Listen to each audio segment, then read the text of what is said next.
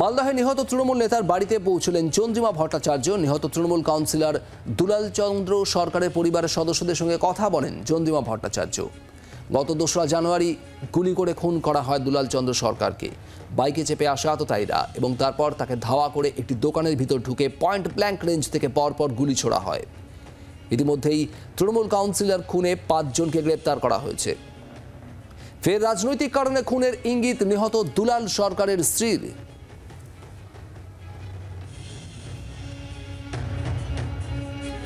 রণজয় সিংহ আমাদের প্রতিনিধি রয়েছেন আমাদের সঙ্গে। রণজয়, চন্দ্রিমা ভট্টাচার্য তিনি দেখা করলেন আজ দুলাল সরকারের পরিবারের সঙ্গে, কি হলো সেখানে?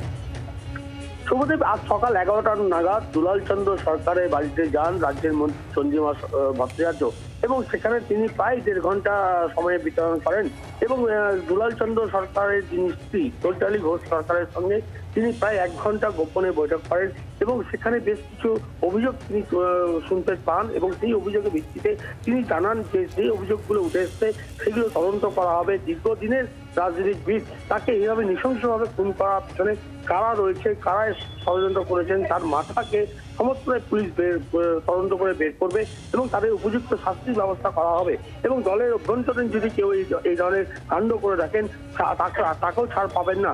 যারা অপরাধী তারা প্রত্যেকেই অপরাধী এবং অপরাধীদের কোনো রকম ছাড় দেওয়া হবে না, দলগতভাবে কোনো রকম ছাড় পাওয়া যাবে না।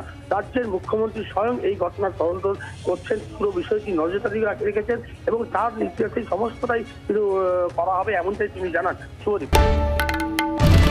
বাংলার আওয়াজ, বাঙালির আবেগ, জি 24 ঘন্টা।